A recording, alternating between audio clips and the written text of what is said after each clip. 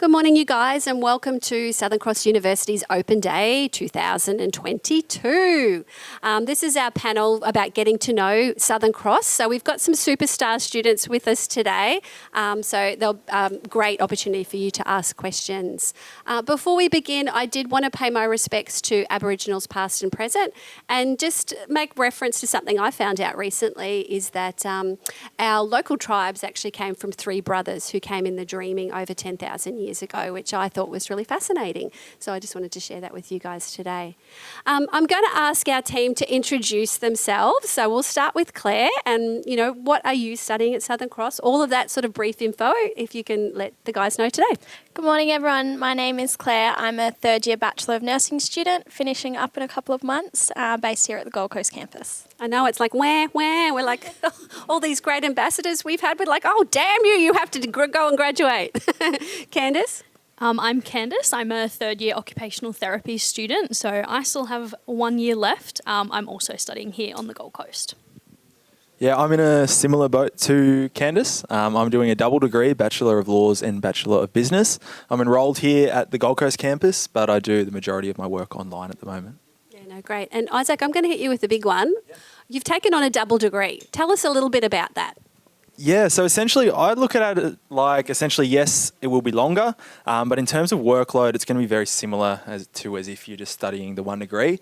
If anything, I would probably say it might be a little easier because you get to, for instance, manage a quite intense law unit with a more abstract way of thinking with your business.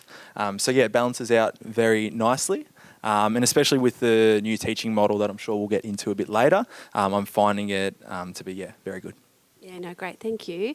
And that law business is a really popular option because it just obviously opens up your options once you graduate. So yeah, exactly. So, when I left school, I thought I would end up working within the law field. At the moment, I'm more leaning towards potentially maybe working in the business field, whether I go into the politics. I just find that all of the areas that I find a lot of interest in are sort of surfacing in all of the units that I'm finding in both the law and the business. And for anybody interested in that, it's now a 4-year degree.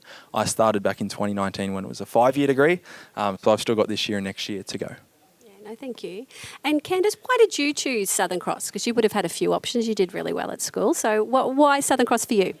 Yeah, so I am actually a local Burleigh girl born and bred, and the Gold Coast has always been home, and I was lucky enough when I graduated school to have a gap year, and I travelled all over the world, and I realised that, the Gold Coast is always home, and I actually came to an open day at Southern Cross like you all are here, and went to some health days as well, and being here, it just gave me a very good vibe, a very chilled, relaxed campus.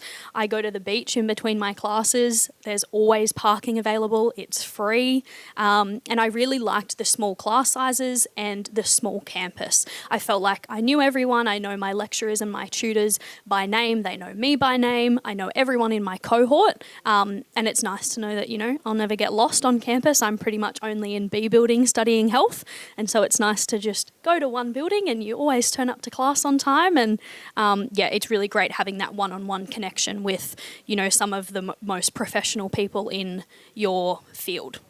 I know, that's great. And I think that'd certainly be a piece of advice that I would give to any prospective student is try to take away the rest of the drama. So if you can reduce your travel times, if you can reduce any drama around finding your classes, who your academics are, what sort of support's available, where do I find it, that's something that Southern Cross does really well. I would definitely recommend to reduce as much drama outside of your studies, just as it's one less thing to think about, really.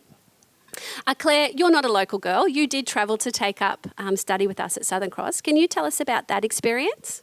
Yeah, of course. So I relocated about 10 hours away from home, my poor parents. But what really attracted me to Southern Cross was obviously the location and studying nursing, the placement opportunities that Southern Cross could offer in both New South Wales and Queensland, as well as private organisations.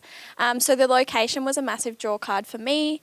In terms of the actual transition, obviously transitioning from high school to academic to tertiary, there's quite a big difference. And then also throwing COVID in the mix and border closures. So it was quite a big phase of transition and a bit of a challenge. But in saying that, the university really supported me through academic skills and the various other supports that were available. And yeah, wouldn't have done it any other way. Absolutely have loved my university experience and love the Gold Coast. Yeah, well, who doesn't? Like, if we moved here, I think 4 years ago, and we feel like we should have moved here a lot earlier because it's a beautiful place to live and a beautiful campus. So thanks for that. While we're with you, Claire, you were a scholarship recipient. So I'm just going to put it out there. Apply for a scholarship.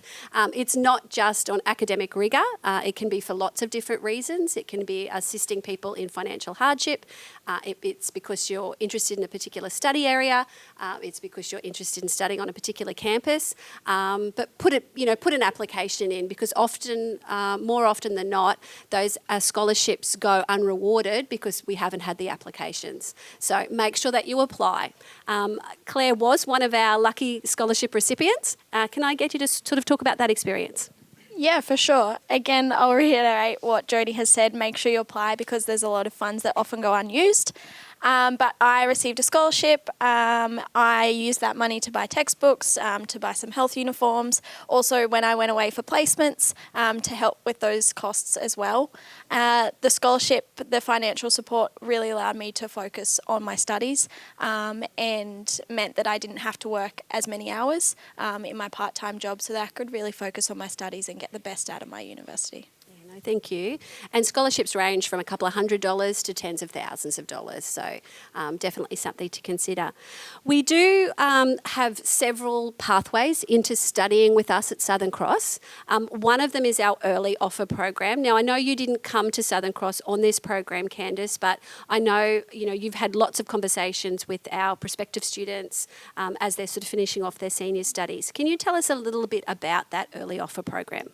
Yeah, so the early offer program is actually a direct entry through Southern Cross. If you wanted to apply today, there's some iPads at our registration desk. It literally takes 3 minutes. And pretty much what it is you apply for everything that you're interested in and you fill out all your details and it actually gets sent to your school and it's based on a recommendation by your high school. It's into you get direct entry into all of our programs other than midwifery. And it's really great to have. It comes out actually, you get your, what's the word? Offer? Your offer. Yeah. You get your offer earlier than your QTAC results come out. So it kind of takes that pressure off and you know that you're already in. It's a, direct entry to us. And it's really great to just know that in your soul, you're already here and it takes all that stress away. Yeah. So early offer was born because of COVID. So we had a lot of students finishing off high school that were completely stressed out, that they, didn't have the same experience that their previous cohorts had or the years above them. So this was a way that universities tried to take the pressure off students as they were approaching their final assessment. And everyone loved it so much that it's stayed around. It's something that I would definitely recommend. It costs you nothing and it is a direct application, so it's completely separate to your UAC or QTAC preferences. And you're welcome to ask our team members outside about it, but it's definitely something that I would do when you're in year 12. I'm now going to sort of touch on some of the flexibility that we offer. So I'm going to throw to you, Isaac. We talk about part-time, full-time, all of this sort of stuff. Can you sort of tell us about what flexible study looks like? Yeah, so I mean, personally, I feel like I'm sort of maximising each of it. Number one, I started my degree on campus here, but I mean, I've been doing the last 3 years almost all online. So that's one of the ways that you can be flexible with it. Yes, if I wanted to come into class, I still can. Vice versa, if I wanted to be mainly on campus but then wanted to go half online as well, I could do that. The second way that I have managed to do over the last couple of years as well is actually, for instance, if I have strict training commitments or if I have work on, I can just drop a unit and pick one up over the like a summer period or something like that. And essentially I'm still getting the same amount of units done, but I'm just managing it toward my workload. And then the final way, probably that I'm utilising most at the moment because there's a lot of work commitments on, is that, for instance, right now I have a lot of lectures and workshops on at the moment on top of a lot of my assignment work, and essentially I'm not watching a lot of them live. If I can, I will, but for instance, if I have a work on during that time, I'll just watch them the next day. So yeah, essentially, I mean, I could watch it a week later. I wouldn't recommend that, but the option is there if you needed to do that. Yeah, no, thank you. Just the fact that all of our lectures are pre-recorded is definitely something that helps create that bit of flexibility, because, you know, whether you're finishing off your senior studies at school or whether you have stepped away from study for a little while, we all are sort of seeking that bit of flexibility. So as we said, that option around pre-recorded lectures, studying part-time or full-time, studying online, face-to-face or a hybrid of both. There's lots of options, and it's all about meeting your individual needs. One way that Southern Cross is doing that is the introduction of a new model. So Isaac, are you comfortable sort of talk a little bit more about our new model? Yeah, for sure. So I'm in a period at the moment. So as of next year, all of our degrees will be on this new way of learning. At the moment, my business is in that now, and my law is still in the traditional shape. So I'm sort of understanding and experiencing both worlds. And at the moment, I can say the new way that we are going to, for my style of learning and for other people's that have totally different styles of learning to myself are far more enjoying it, and they're doing better in their grades. And that's because what it is you're only ever doing 2 units at a time. For a period of 6 weeks. And those periods then will run 6 times over the year. You'll still get the same amount of units done, but essentially you're only ever focusing your brain power on 2 units at a time. So you'll naturally find that you start to get better grades, and then that the tutors and the lecturers or the workshop people that they're running, they essentially are only really teaching the content that you're going to be assessed on. So you'll find in the traditional system that there might be 2-3 weeks there that yes, you're doing work, but you're sort of considering whether or not it's necessary to do that work, or you might have finished an assignment in week 3 and you're waiting 4 weeks until it's due. This new 6-week period, you don't have that option for the better. You're getting things done in 6 weeks, you're ticking that off. So yeah, as of next year, all the degrees will be on that, and I can't speak any more highly of it at the moment. No, well, Isaac, as you said, got some experience in that new model. All of the courses will be transitioned by 2023. And just to sort of give you some idea, this is 2 units in a 6-week period. The traditional calendar is 4 units in a 12-week period. So as we said, effectively doing the same number of units or subjects through the course of a year, but you're just having to focus on 2 units, all the assessment, all the work just for 2 units. So yeah, they've certainly appreciated that deeper learning. Yeah, and I mean generally, because I did 2 years in that traditional system, generally you find 1 or 2 units will get put aside, and it's not intentional, it's just because that's how it works. It's hard to focus your brain on 4 different intense units at a time. So I think with this new model, only ever having to focus on the 2 units is far superior to the previous system. Yeah, no, thank you. And we've touched on our flexibility, so part-time, full-time, all of that sort of stuff. Another thing that we wanted to sort of share with you guys today is just how strongly Southern Cross performs in student support. So the Good Universities Guide, we've touched on that a couple of times this morning. It's a way of comparing universities on different metrics, and Southern Cross for the last several years has performed really strongly on student support. So Claire, if you don't mind, can you sort of maybe elaborate on what are some examples of student support? Yeah, of course. And as I mentioned earlier, I've utilised a lot of the support services available, and that's essentially what's kept me going and allowed me to succeed in my academic as well. In terms of student support, we have a fantastic program called Uni Mentor. So that's where an experienced 2nd or 3rd year person studying the same course as you, you are paired up with them, and they offer you support throughout the first couple of terms or semesters. And that's a great program, not only for that support and in transitioning to uni, but also to meet new people and to meet new people in your course as well. We also have academic support services, and they have a variety of quick guides on their website, which students are able to access, and they also run weekly workshops, whether that be in report writing, essay writing, referencing, which does freak a lot of people out, yes, referencing, doesn't it? The support with referencing is certainly appreciated.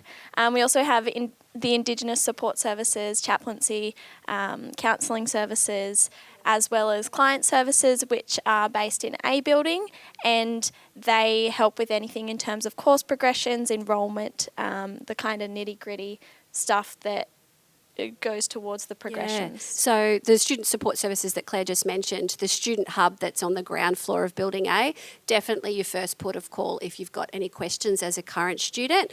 They can point you in the right direction. So, and just to add to that enormous list that Claire just shared is our Southern Cross Careers. So they will help you find employment as you're studying with us, but also help you prepare for employment upon graduation as well. I'll just add to that as well. It's they're not like things that you're never going to find either. Like they're said there, and then they take 3 months to locate anybody. It's not like that at all. For instance, I'm sure we're all probably currently using one of them. For me, it's those referencing guides. And I mean, you're on our homepage, you select, referencing guides, and they're all there. Or you jump down into Building A, and then that's where all the support services are. So they're not those things that you're never going to find. They're right at your fingertips, really. Yeah, I think that's why we're 5 stars, which is, I think well deserved.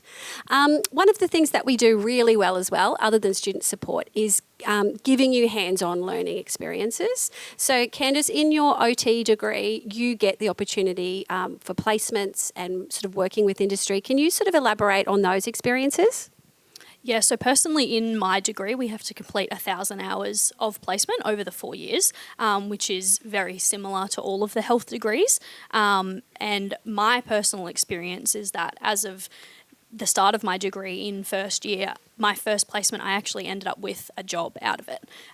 So I've been working there for almost 3 years now, and I was only on that placement for 3 days. And by the end of the placement, I connected with my supervisors on LinkedIn, and a couple of days later, they said, "Do you want a job as an allied health assistant?" So since first year, I have been in the field understanding what my degree is. I mean, if I had have started my first placement now when I'm in third year, I wouldn't have even known what my degree is. I would have ended up on placement and been like, oh my gosh, this is not what I thought I signed up for. But I knew from my first year that, yep, this is exactly what I wanted to do. And I know people that, they went on their first placement and they were like, this is not exactly what I thought, but I'm going to transition to another health degree, which is something that is more suited to me. And because, those first and second year subjects are very similar within all of the health degrees, it's really no stress changing between those degrees. And I can also say that, in our business and law courses, there are also internships that you can go on. And yeah, there's a lot of hands-on experience, which once you get out into the real world, once you do graduate, they are the things that stick with you, and you'll end up with graduate jobs out of those kind of placements. I mean, I can personally say that myself and many of my cohort, they have been offered jobs on almost every single placement that they have gone on. So that really gives you confidence graduating, knowing that you have those skills. No, thank you. And so we've talked about that opportunity to sort of connect with industry, but we talked about the fact that you get placements in that first year, but some of the facilities I think that we've got on offer here also help you develop your confidence to be able to walk into that placement knowing that you've had a little bit of practice on some of the facilities here. So Claire, can you sort of talk about some of that, the facilities we've got on offer, particularly in our health courses? Yeah, of course. So as Candice mentioned, a lot of our courses are very hands-on, practical, and the best thing about that is that by the time you go on placements or enter the workforce, you're well and truly prepared. So myself studying nursing, we have excellent labs that we use every week. For 3 or 4 hours, we get to go in. They are set up like a 4-bed hospital ward, so it feels like you're in the real setting, and we have some great technology which we get to practice our clinical skills on each and every week. And that goes the same for majority of our health courses. They've got specialised labs and specialised facilities and equipment that students get to use every single week so that they can develop those skills ready for placements. Yeah.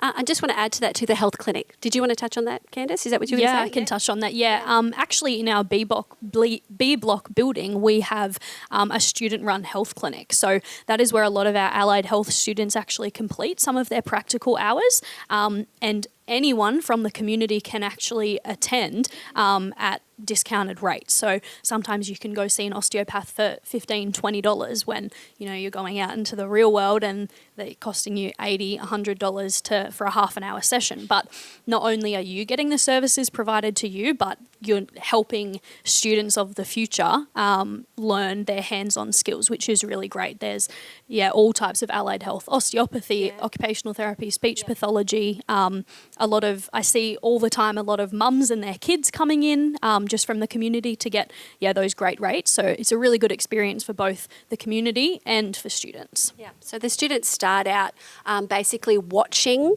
from digital screens that are connected to our labs upstairs and just observing what it looks like for a consultation, and then they'll come in and offer their services under supervision. We're going to touch on very briefly, we've got about 5 minutes to go, and I'd like to give you guys the opportunity to ask some questions. But I think it's important that we do mention pathways into university. So we know the traditional pathway as you're finishing off high school is to put your preferences through UAC or QTAC, depending on whether you're in New South Wales or Queensland. But we just sort of basically want to say, don't stress out if you don't get that result that you're hoping for in ATAR. If you've got a study area that you're particularly passionate about, we'll help you come and study with us at Southern Cross. And I'm just going to get Isaac to maybe touch on some of those pathways to study with us. Yeah, for sure. So I went through one of the ways. Didn't need it in the end, but it was an awesome safety net. And that's like what we prefaced before with the early entry program. Yes, grades are an aspect to that application. However, it's not the be-all and end-all like the ATAR system looks to be. If you're not really within the university system, that's what it would seem to be like. But yeah, so we sort of spoke on that before, but it's based off your school's, part of it is based off your school's recommendation. And then also the grades become an aspect of it. But that is how you gain acceptance into that degree before you receive your ATAR results. For instance, I received acceptance into my double degree about 3 weeks before anybody even received their ATAR results. Another way is, if you're not going down that ATAR path, is through a Preparing for Success program, which essentially it's taught over 3 months. It's a fee-free course, and essentially it teaches you all the things that you need to know for university, whether that be how to apply mathematics or whether it be how to reference or how to write a report, things like that, the standard sort of foundations to do well at university. You sit that. It gets credited towards whatever degree you want to go into, and then upon completion of that, you get acceptance into whatever degree you like. Yeah, no, that's great. And particularly for our Year 12s in the audience, we do have an abbreviated version of Preparing for Success, which is known as Transition to Uni. So this is something that's particularly open to you guys. It runs for 6 weeks over that Christmas period. You apply and gain entry into that program, and basically upon completion you'd be starting with your cohort in the February. So that's definitely something to consider, and as I said, just takes the stress out of those ATAR results because we all freak out about it, but just know that if you guys are passionate and keen to come and study with us at Southern Cross, then we will help you find a pathway to do so. Wanted to sort of say thanks to these guys. Before I let them go, is there any questions that you have at all? Yeah. With the early offer program, does it, because you get accepted before ATARs and that come out, say if you don't get the required ATAR for your course, are you still able to complete that course, or will they be like? Yep. So your early offer is completely separate to your ATAR results. So what will happen is you'll apply for an early offer with us at Southern Cross. We'll then approach your school and say, do you think Sally will cope with education at Southern Cross? Your school will say, yep, we'll think she will cope to go straight into that bachelor degree. We'll then come back to you and make an offer before you get your ATAR results. If they think, for example, that, oh, look, she might need a little bit of extra support, then they will offer you the Preparing for Success program. And as we said, that's 3 months. It's a fee-free program. Upon completion, it guarantees you entry into most of our courses. There is a couple of exceptions, as we said, midwifery, for example, where there is an interview process. So yeah, definitely sort of recommend putting in an application for early offer because it is completely separate and it's a direct application to us. Yeah. And if I can jump in, with the early offer program, you're not obligated to accept that offer, and you can also defer it for up to 12 months. Back in the day when I went to uni, there was compulsory aspects of attending class. I know you spoke about the flexibility of a hybrid model, but is there any compulsory attendance requirement? No compulsory attendance these days. So as we sort of touched on, the lectures are all recorded. So it means that if you can't make it to a particular lecture, you'll be able to watch it at a time that suits you. We've all got different learning styles. did you want to sort of add there, Isaac? Yeah, I'll just add a little bit. From my experience, definitely obviously recommended to attend and do as much as you can, because number one, if you are doing them live, you get to interact live with the tutor or the lecturer. Yes, you can contact them after, but it's a quicker response, a bit more on the spot. But in saying that too, there aren't any mandatory tutes or workshops or lectures that you have to go to. But in saying that, the tutors or the lecturers can jump on and see who's been accessing the content and material. And for instance, if you're competing, if you want to get a HD or something like that, I'm sure they are reviewing, okay, who's actually been interacting with the content. They do have access to see that. So yeah, there's not, but there sort of is. Recommended. I can just also say in health, if you were looking at studying something down the health realm, there are classes that actually do go towards your placement hours. So it's up to you whether you attend or not, but if you do, you are accredited with those hours. If you don't, you have to make them up somehow in another way. And particularly if you are studying health, certain courses may have mandatories in the lead up to placement because you need to have practiced those clinical skills prior to going out on placements. I'll just add quickly as well. My law degree, I have a professional conduct. It's sort of like a residency just for 2 days that I will have to attend to complete my LLB, my bachelor's. So there might be within different units, same probably within the health, that you might have to attend.